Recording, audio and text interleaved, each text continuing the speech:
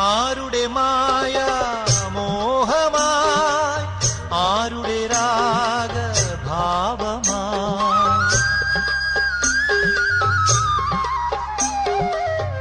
ആരുടെ മായ മോഹമായി ആരുടെ രാഗഭാവമായി ആയിരം വർണ്ണ രാജികളിൽ ആതിര രജനി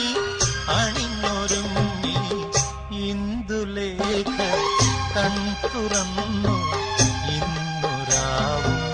സാന്ദ്രമായി ഇന്ദ്രജാലം മെല്ലെയുണർത്തി മന്മഥന്റെ തേരിലേറ്റി ഇന്ദുലേഖ കൺതുറന്നു ഇന്നുരാവും സാന്ദ്രമായി